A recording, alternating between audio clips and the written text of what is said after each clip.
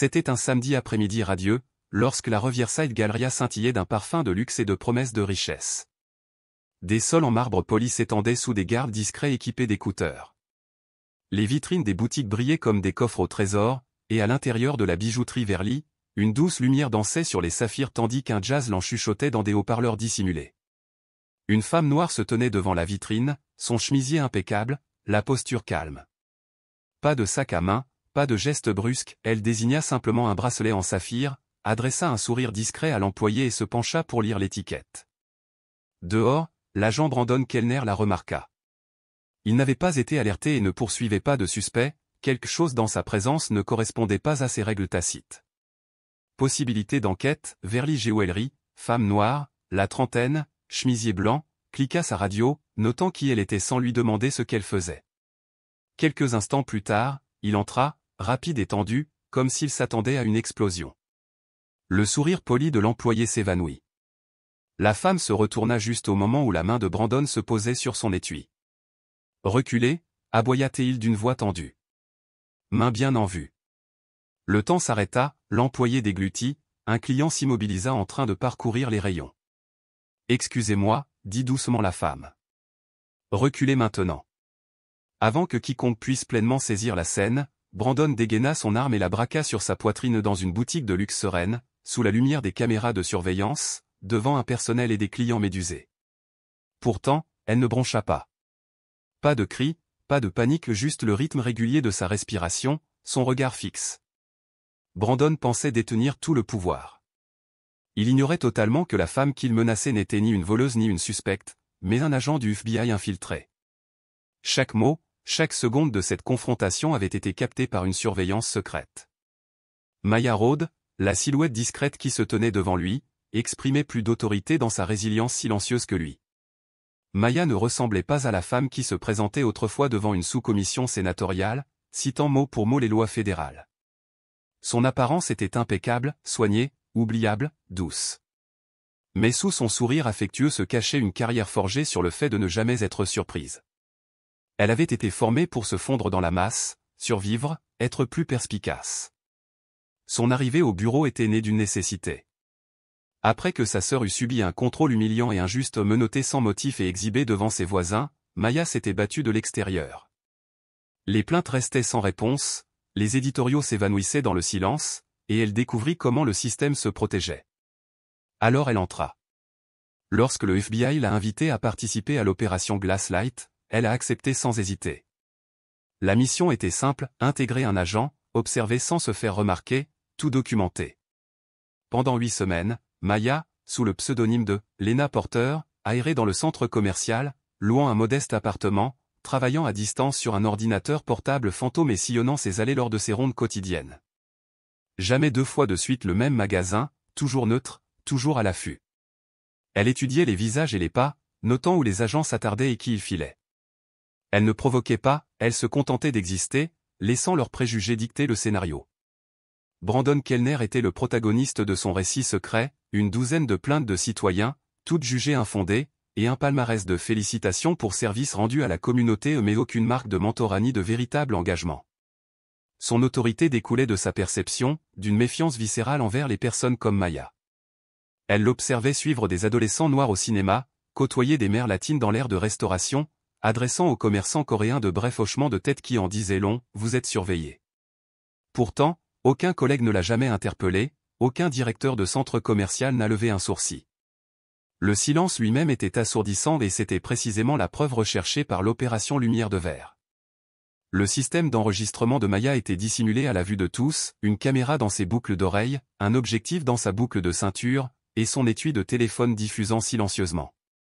Polie et non conflictuelle, elle enregistrait chaque interaction, horodatait chaque rencontre et téléversait les images en temps réel via un portail sécurisé du FBI.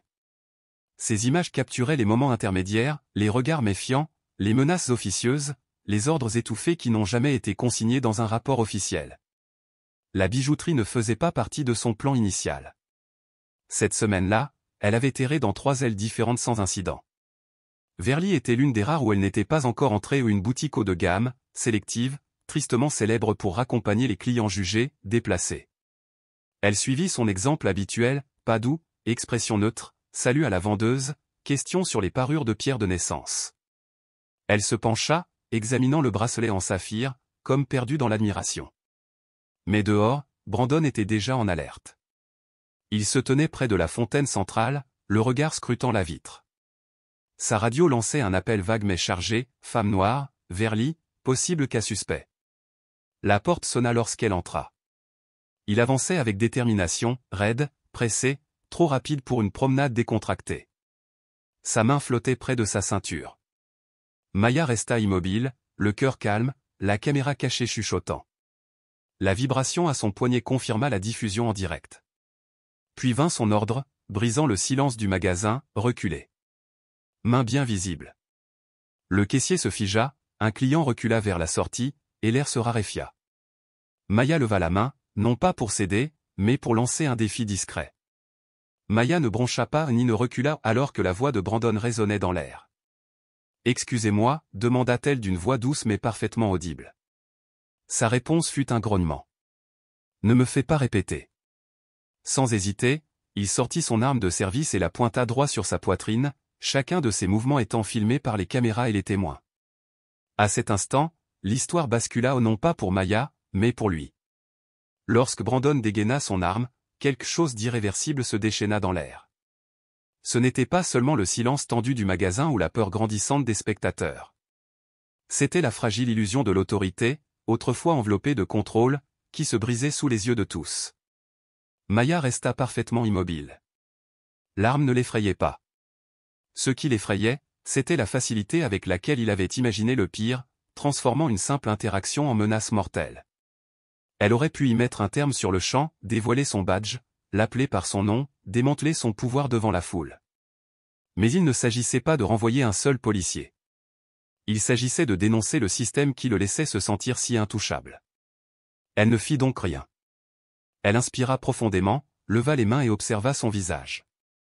Les yeux de Brandon clignèrent, il s'attendait à de la terreur, mais ne vit qu'une calme résolution. Quelques instants plus tard, un responsable du centre commercial, alerté par un bouton d'alarme silencieux, s'avança. « Monsieur l'agent, dit-il prudemment, que se passe-t-il ici ?» Brandon serra les dents. Il accusa Maya d'avoir un comportement suspect, même si elle n'avait touché à aucun objet ni montré le moindre signe d'inconduite. « On pourrait peut-être sortir, suggéra le superviseur, la voix ferme malgré l'arme braquée sur lui. Brandon baissa finalement son arme à l'arrivée des renforts aux deux agents qui ne savaient pas encore où ils mettaient les pieds. Malgré tout, Maya est restée calme. Elle n'a jamais élevé la voix, et pourtant son équipement fonctionnait déjà, dès que la sonnette de la porte a retenti, un son clair et un objectif grand angle ont diffusé en direct et horodaté chaque seconde dans la base de données cryptée du FBI. Lorsque Brandon a rengainé son arme, le FBI était déjà en possession de l'intégralité des images. Brandon a déposé son rapport peu après, rempli des termes habituels, non-conformité, comportement erratique, menace perçue. Sa version des faits contredisait la déclaration du superviseur, et certaines images de la vidéosurveillance du centre commercial présentaient des bugs. Mais Maya détenait la vérité sans filtre. Elle a soumis la vidéo non éditée, accompagnée de ses notes détaillées, et a discrètement activé le système. Les affaires internes ont ouvert une enquête préliminaire, Brandon ne le savait pas encore, mais son moment de contrôle lui avait échappé. Lorsqu'il reçut l'appel, congé administratif obligatoire en attendant l'enquête, il jura, claqua son casier et arpenta le parking pendant 1 heure. Il se sentait exposé, vulnérable. Son instinct le ramena à un nom, Lena Porter. Il se mit à l'observer, d'abord de loin, puis avec une intensité troublante. Un soir, il la suivit hors du centre commercial. Elle le remarqua, sans sourciller. « Vous avez besoin de quelque chose, officier ?» demanda-t-elle d'une voix ferme. Il durcit son expression. « Je m'assure juste que tu ne filmes rien d'autre, » gronda-t-il. « Tu as déjà ce qu'il te fallait, » répondit-elle simplement. « Tu ne le sais juste pas encore. » Au sein du service, la pression commença à monter. 2 autres agents que Maya avait discrètement pointés du doigt pour des incidents similaires commencèrent à ressentir la pression. L'agent débutant Ray Moreno la contacta, la conscience lourde. Il lui demanda si Lena connaissait quelqu'un aux affaires internes. Maya ne confirma ni ne nia, elle écouta. Ray, excédé par les soupçons instillés et la force inutile, remit à Maya des rapports internes non censurés. Elle les compara à ses enregistrements et observa des schémas se dessiner, 12 agents, 17 incidents, le tout en 8 mois où tout était caché, tout était protégé. Le centre commercial ne faisait pas exception, c'était un terrain d'entraînement.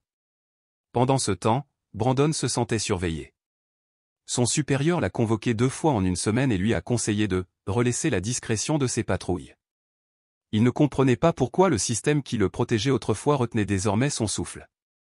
Maya a rencontré l'équipe de surveillance du FBI et lui a exposé ses preuves, images, dossiers, témoignages des schémas de ciblage racial déguisés en opérations policières de routine. Ils ont été stupéfaits, non pas par ce qu'elle avait découvert, mais par la profondeur de la situation. Ce n'est pas une question d'un seul officier, leur a-t-elle dit. C'est l'eau dans laquelle il nage qui compte. Le bureau se préparait à une révélation publique, mais aux conditions de Maya, pas de fuite, pas d'inculpation anticipée. Qu'il se sente en sécurité un peu plus longtemps, qu'il s'accroche au silence. Puis vint le fil conducteur. Ray Moreno tendit à Maya un enregistrement secret des vestiaires. La voix de Brandon, captée à son insu, était claire et venimeuse. Il me faut juste une raison. Tu me regardes, tu me fais une bonne démonstration, et je peux te laisser tomber sur le champ et rentrer propre. Ce n'était pas une réaction nerveuse, c'était une intention. Le lendemain, Maya est revenue chez Verly Jewelry avec le même chemisier, les mêmes boucles d'oreilles et le même sourire serein. Lorsque le vendeur a levé les yeux, elle a simplement hoché la tête. Je voulais juste savoir ce que ça faisait d'être ici sans armes braquées sur moi. De l'autre côté du centre commercial, Brandon l'aperçut. Il ne s'approcha pas. Il se contenta d'observer et pour la première fois, il ressentit ce que c'était que d'être observé, non suspecté, profilé, exposé. Plus tard, dans la salle des opérations du bureau, Maya présenta ses conclusions. Pas de voix off, pas de montage dramatique, juste des images froides et brutes de l'autorité instrumentalisée par les préjugés, et de la résistance calme de l'employé. Le silence se fit tandis que les ordres de Brandon et l'entrée de son arme dans le champ se rejouaient à l'écran. Quelques agents détournèrent le regard, d'autres griffonnèrent des notes. Puis Maya a diffusé l'enregistrement du vestiaire. Brut. Prétentieux. Inimitable. Dans ce silence, le système s'est finalement vu refléter et il n'y avait aucun doute sur la vérité.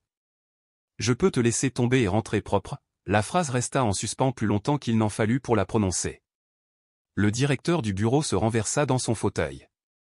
Et vous êtes sûr que ce n'était pas un cas isolé?